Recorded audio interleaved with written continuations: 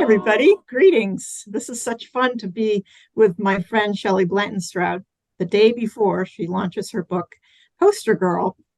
And it's a fun opportunity for me to introduce you to this wonderful book that I just love. And I've been lucky enough to be part of really since its inception because we share space in our critique group, the RBGs, which we might talk about a little bit more later. So Shelley, welcome, and thank you for joining me for this pre-launch conversation. Oh, I'm so thrilled. As you know, Gretchen, you and I could talk together for hours and hours. So it's smart to record it sometimes. Exactly. Well, when I first met you, it was because we were both, I think, in the same cohort in 2020. When you were publishing Copy Boy and I was putting out Poetic License. And I was so intrigued by Copy Boy because I had never been that interested in 1930s history per se, but you got me interested, both from a point of view of place as well as from the personality and character of Jane Benjamin. And so I really appreciate that. And then I followed you now through these three books, and we're up to about World War II at this point, which is great and really fun to follow. I guess what I really notice about your books in comparison to mine, which are very different in a way, but I think have some thematic connections through talking about, gritty women who are sometimes plagued by male power structures that get in their way from doing what they really want to do and having to figure out sort of how to maneuver or navigate around those power structures. So I don't know, does that fit for you in terms of our books? Absolutely. Especially I especially remember it while reading Poetic License, of course, the ability that you demonstrate in your own life, but also a lot of the women that populated that real life story of, That's right. The artists and the my grandmother, my mother. Yes, right. True. So we definitely have that in common. And I think we talked a lot about it when we first met, even that here we were, a group of us launching our first novels or memoirs into the pandemic. And in all cases, we arranged all kinds of traditional sort of in real life events that go along with a book launch. And then we had to retrench and switch everything up. And so we wound up talking quite a bit about resilience and the ability to think on our feet and to still do it even as we age, to be able to adapt. And that there's a lot of grit in that ability. Yes. Very great point. Yeah. So as you set out on putting this new book out into the world, is it possible to read it having not read the first two, do you think, or not? I really wrote it trying to make it work as a standalone. And it's funny because I obviously know the world of the other books. So it's hard for a writer to say, is it working 100% as a standalone? And even you and friends who've read the other books, you bring whatever you know with you to your reading. For sure. And in fact, it's almost like I bring the world of novels I've read to every new novel I read. And I think, well, I like what so-and-so was saying about that before. Have you read that? Yes, right. So but truly, I aimed to write it so that it could be a standalone for someone who wanted to jump right in there.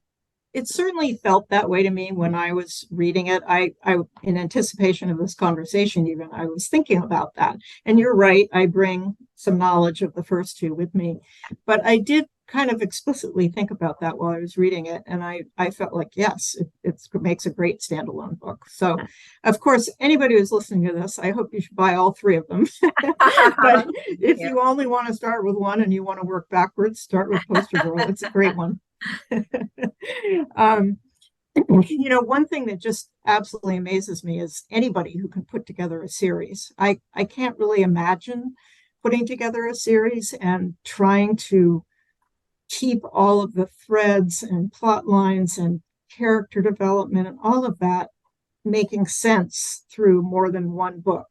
I remember reading or listening to somebody, it was a woman fiction writer, probably a mystery fiction writer also, but sort of big name person with 25 books out.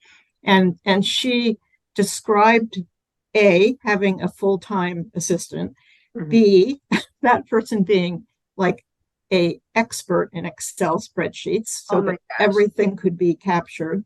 And the author could basically ask her any question as she was writing. Did Jane talk to Joe on back in 1920? And the assistant could tell her. Well, you didn't have that, I don't No, think. no, I So, did. um, but tell me about what was fun about doing a series and also what you found really challenging. Well, I won't pretend that I have some grand plan ever. And I half the time I do something and then I think, what? Let's just keep doing this. And that's sort of what happened to me with this series. I moved from a very, or I'll call it organic. That makes it sound prettier than it really is. I began organically. There was 10 years of writing Copy Boy because I was learning what I wanted to do. I was learning what people recommend that you do and also what I Mm-hmm. wanted to do. And there were many different versions that got thrown away and I started again. Then with Tomboy and then for sure with Poster Girl, there was a lot more conscientiousness because when I wrote Copy Boy, I thought it was a standalone. And then I tried to start writing another novel. I wrote another novel and realized that didn't work. And what I really wanted to do was to get back to Jane, my protagonist, because I was interested in, I didn't realize I wasn't finished with her. I wanted her to have a longer arc to her life. And Okay. even in Copy Boy, I picture her as the voice of an old crone coming back in time. The truth is, I wanted to show her aging Right. a little bit more. And so there was a lot more planning on book 2 and 3 than there had been on And book 1. So there right. isn't like, it wasn't like I had this great overarching plot for 3 books. And that's a little bit of a problem. But also because Copy Boy happened so organically, it created certain givens for me that I just had to work with. So I know that's Right. decided. Okay, what am I going to do with that? And that was really fun too. So I Yeah. think I really enjoy, we talk about this a lot in our writing critique group about pantsing versus plotting, about Right. just writing versus figuring out in advance what's going to be happening. And I realized for me, there's a lot of comfort in knowing certain things are what I'm aiming for. And Yeah. then once I climb into that box, then I have freedom to play because this is Right. the box where I'm trying to make X happen. And so then I can write freely and then I can decide, I'm not going to use this plot line after all, or this Right. person's got to go. So that sort of, I guess it's a hybrid of both Yeah. Right. organic and planning. Yeah. I think I'm coming to that too. My first attempt was totally pantser, which is why it took me 20 years, not even 10. But it just went in so many different directions, and whichever editor read it, I veered off that way or that way, and but with the second book, I used some outlining.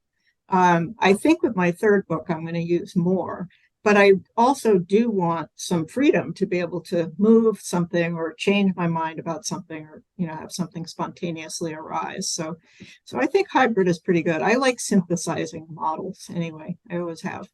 Yeah, I do too. And uh, that's what's really gratifying to me. Like when I think about writing Poster Girl as the third in the series, there are some things that happen in there that are kind of like I think of as Easter eggs for people who've read all the books. And then I kind of realized, they're really Easter eggs for me that I enjoy seeing.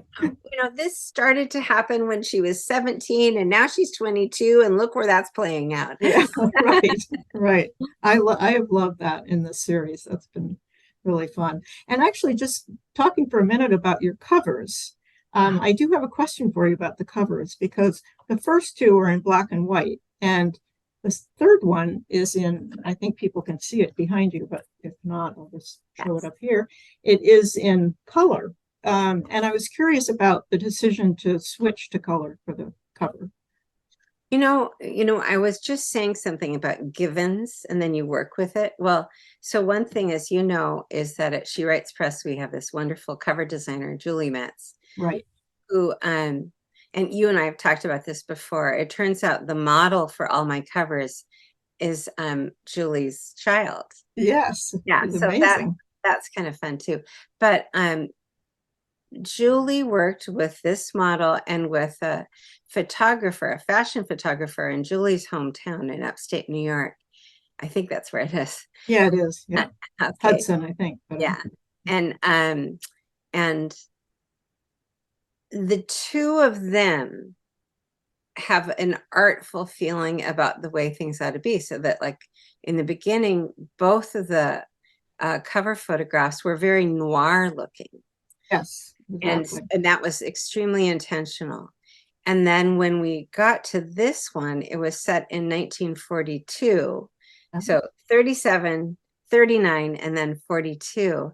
And one of the things they talked about, they gave me the option of black and white or color, but they said at this time, all the Hollywood guys and all the photographers were experimenting with color. So it really is more reflective of what was happening in photography then. And since this was going to be the third in the trilogy, and since the first two books were Copy Boy and Tomboy, and this one's Poster Girl, they sort of suggested let's blast out of the exact thing we're doing before and be related enough, but not right. So that's kind of fun. But I'll also say that ever since promoting Copy Boy and Tomboy, I've developed a pretty deep bench of black and white outfits. I bet.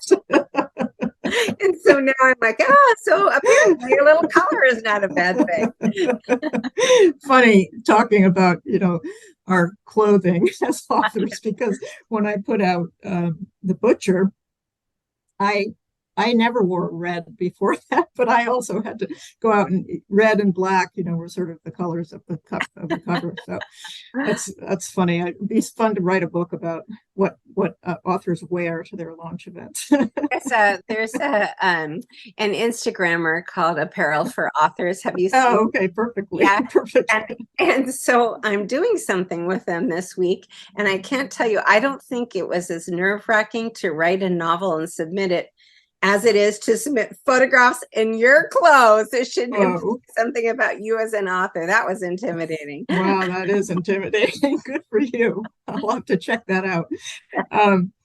So one thing I really have admired about you, Shelley, is that at least this is how I see it from reading your books, is your deep sense of character, not just for Jane Benjamin, the primary protagonist, but also the other characters that are involved, some of them even sort of minimally. But, it seems to me that you go pretty deep in figuring out their motivations and their struggles and, what haunts them and all of that. And one of the things you use, I believe, is Enneagram, which we both use some. I used in my business consulting work and we'll try to use again in the next book a little bit more. But I just wondered if you could talk a little bit about the use of the Enneagram for you and how it matters to you as a novelist. I love that you asked that question because it is something I'm really interested in. I think that I do kind of what I alluded to just a couple of minutes ago. I feel freer to experiment and kind of wing it sometimes when I know the basic shape is logical. There's something has to really please me logically. And because the Enneagram is a system that describes personality types, 9 personality types, and shows clusters of behaviors that you might see with such a person, and then demonstrates how at their highest level of health and well-being, how they might behave and how their behaviors change under stress. How do their behaviors evolve under crisis? I love that kind of thing. So one of the things I love about it is that it gives me a way to check to see if my character is behaving authentically to someone who had those kinds of experiences before or values the things that they value. And even though almost everybody I write about from history is inspired by someone in history, it's important to get the logic of the psychology right to it. And I'm not saying I'm going deep as a lot of, very literary novels are, but I want it to feel authentic. I want it to feel like it really, this person really might do this, or when things got bad, they might do this. And we've also talked about how it helps me too, the Enneagram, because one of the things that's going in how, for me, when I'm structuring a novel, is I almost picture a daisy, a little flat daisy.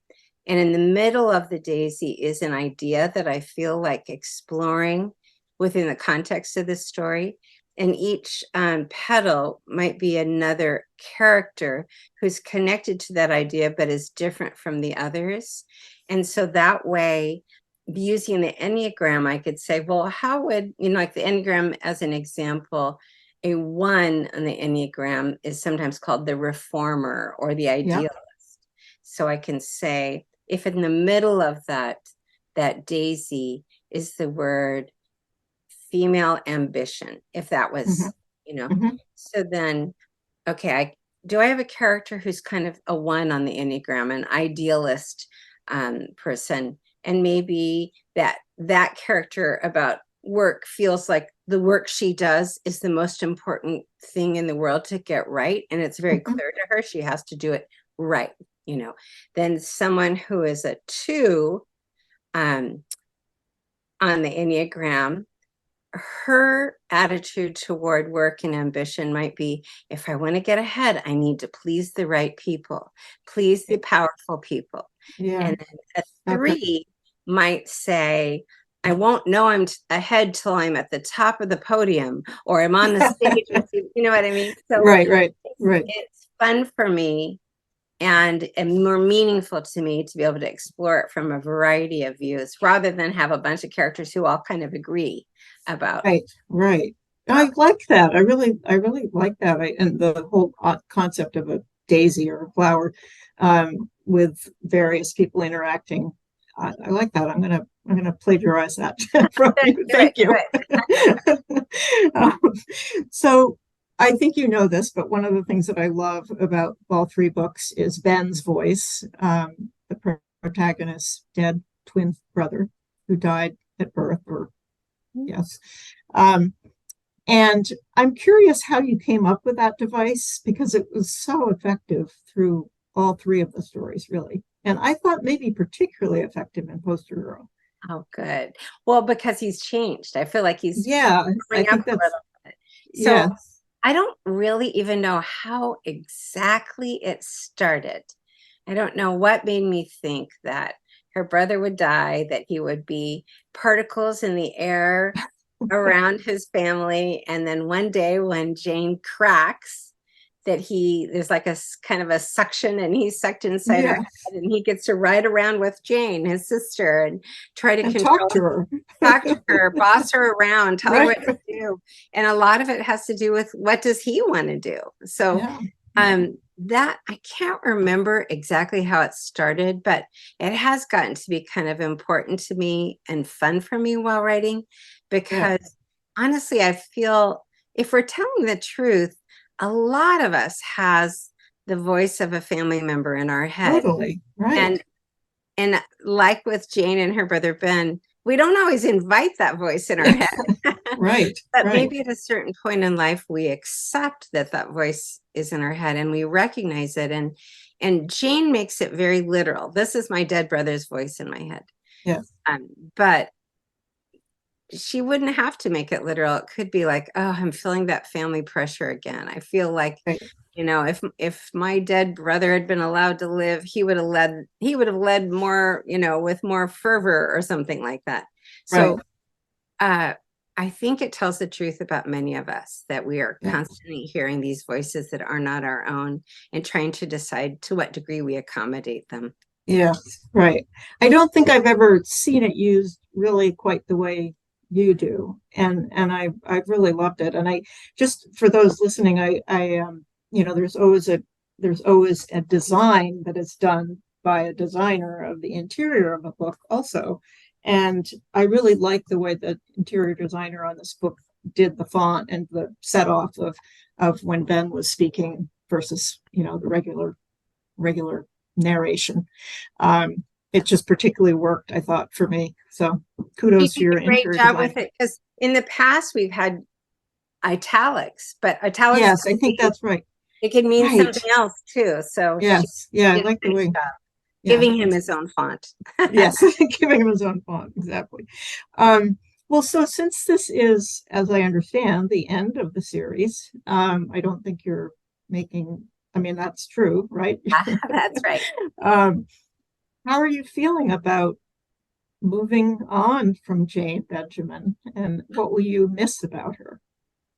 Um, I think she has clarified some of my own ambition.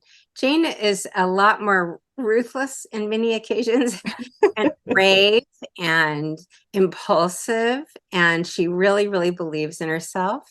And I doubt myself a lot. I second guess all my decisions. I wake up at night thinking, oh, I should never have said that. That was wrong of me to say, or things like that. I'm not my best advocate. And Jane, I won't say she's her best advocate because sometimes when she advocates for herself, things don't go so well, but Right. is People her die or whatever. fervent self-advocate. So Yeah. I guess one of the things is that I've had some readers who really loved reading the book, but they're like, that Jane, she's not a good girl. And I realized over time, I'm like, yeah, I know. She just struggles to be good. She really does struggle. There's too many conflicts in her decision making that Mhm. get in the way of her just being exactly perfect the way she should. But I feel like I'm very, very protective of her now. That like Yes. I almost feel like she's a daughter of mine, a Yes, I secret bet. daughter. Okay. So That's great. Well, she and you would be the perfect mom for her. She could use Shelley as her mom. yeah, that probably would have been a good thing. But yeah, I have grown to really love Jane and to want to take on some of her nerviness when I don't Yeah. really. I just love the way she has so much pluck. It's just, She I mean, does. yes, she does these things that get herself into trouble. She gets herself into trouble, and she does things that are, manipulative and whatever. But I just love the way she keeps fighting for what she's trying to do for herself, but also in a way for her family in a loosely termed way, whether it's her chosen family or her original family. She's a very difficult girl. She really Yeah, is. she And is. also, I also happen to like difficult girls. Yeah, I think I do too. Yeah. So I don't know whether you are wanting or willing to share what you might be thinking about next, or to the degree that you feel comfortable doing that. I'd love to have you share that. Well, I'm working on a time frame at the very end of World War II, 1945. And I'll give you the premise is based on reality that during VJ Day, there were big celebrations across the United States. And San Francisco seems to be the only VJ Day celebration that turned into a dangerous riot. About 1,000 people Right. were hospitalized, 11 people were killed, 6 women were raped. And because it was coming at the end of the war, there's this tremendous pressure to tamp down and not report these stories. Mm, mm, And the next novel that I'm working on right now deals with a what if situation. What if somebody didn't let it get tamped down? What if someone really tried to share that information in the newspaper? What would happen? So wow. I'm really enjoying it, and Jane gets to be in this novel, though she's not the protagonist. She's So not the protagonist, right? Yeah. Well, I'm looking forward to reading more of it. I've only read a little bit so far, but it's going to be great. I'm really intrigued by the whole premise. So one other thing I just wanted to ask you about is that when I wrote The Butcher, The Embezzler, and The Fall Guy, I employed speculation in ways that I hadn't in Poetic License. And in Poetic License, I knew my father. I had plenty of material. I didn't really have to speculate too much. I had my own experience, my own lived experience. But with The Butcher, obviously the three men are 100 years ago. I didn't know any of them. And so in memoir, that is okay to do as long as one is fair with the reader, that one is doing it. But it felt to me like a little bit of a bridge between memoir and fiction. Yeah. And since I'm going to fiction next, I've been thinking about that more. I just wondered if you had any comments about that or thoughts about it. That would be helpful to me and maybe somebody else out there who's writing fiction. Well, and because of, Or, well, go ahead. you're coming at it as someone who's really well trained in memoir. And because I'm writing within historical fiction, the interesting thing that happens is that there are authors who make their history exact. I mean, Yes, things right. that happened in your novel is exactly what happened in real life.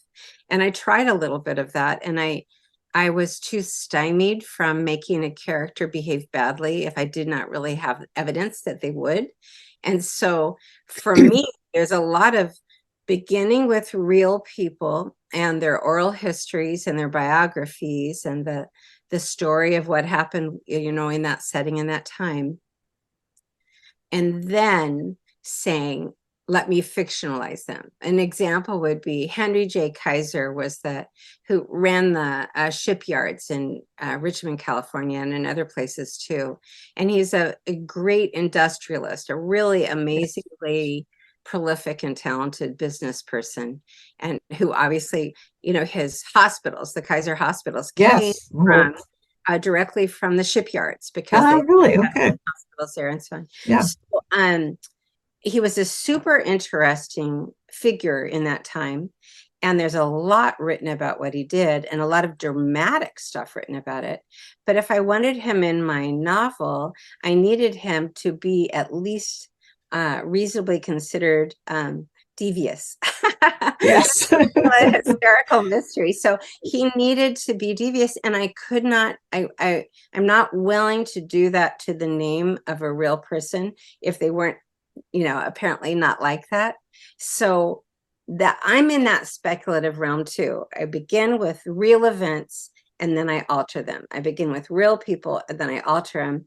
And that you said, as long as you are respectful to your reader, I think for me, a lot of it comes down to the afterword.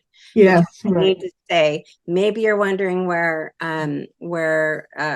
Mr. Lowe, Adam Lowe comes from. He's inspired by Henry J. Kaiser, but Henry J. Kaiser did not do these things. Yeah, right.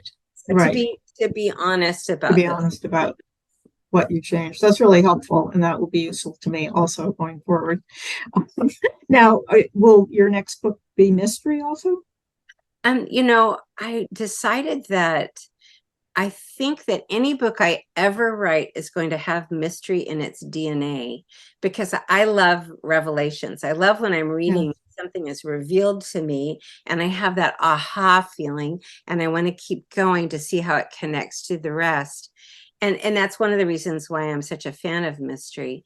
But honestly, I'm a fan of any kind of book where those things happen, where we slowly gain access to information that becomes a revelation and starts to bring things together. So there will be definitely mysterious elements in the next novel, though I'm not going to hold myself accountable to crafting it like a mystery where you really need to have a dead body. Right. Things like that. So right. I'll give and I have no resentment over having written 3 books that really do hew a lot more closely to the construct of the mystery. I loved doing it, but this is an opportunity for me to try things and to explore and invent. So this will probably back a little bit away from that structure, though there'll be a lot about mystery in there. Yeah. Okay. Well, that's good to know. Well, I also just thought maybe I could ask you about our writing critique group a little bit, because we've now been meeting for 3 years. And it was sort of a whim on my part, I guess, originally, in the construct of She Writes community of sisters. I sort of just thought about who I really resonated with during the launch period and in our cohort in particular, and asked I guess I asked four people originally. One decided not to join, but the other three, you and Ashley Sweeney and Deborah Thomas, joined, and we've been working together for 3 years. And in that 3 years, we've produced, I think it is 5 books, and we have 4 more in the works. So I think we've been a pretty darn productive writing critique group so far.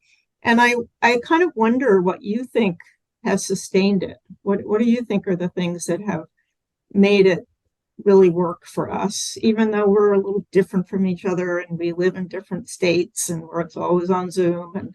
And yeah, what do you think has sustained it? Well, I do remember in the very beginning, you used your experience as a consultant in business, all those decades of doing that. You used that to lay down some ground rules for us and let us in a discussion about how will we use our time. And I think that was very, very helpful. Like, we literally, because of what you set up, we begin, and there's a period of time when we each just get to say whatever we want about life, family, our health, whatever it is. Right. So, and then the timer goes off and it's next to on to the next person. And then there's a time period where we each get to talk about how questions we have about responses we got from each other on our own pages. And each one of the writers is responsible for leading that conversation about our own pages, which I think is really helpful. And then we have our open period when we can talk about any topics that are arising, that just sort of on the fly coaching each other. So the way you've organized it for us, it feels productive.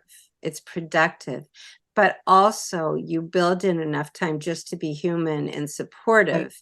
Because this has multiple purposes. We have, it's an accountability group. Yeah. We have pages to share, yes, right, every month, and pages to respond to every month. You're held accountable for it. But it isn't, to me, that's even less, I love that, but it's less important than that there's a circle of people who know what I'm trying to do, have seen me try to do it in a number of ways, and are there almost like bumpers. Bumper cars. It's okay. Just keep bouncing along your lane, So the mental, emotional support may be as important as the writing support.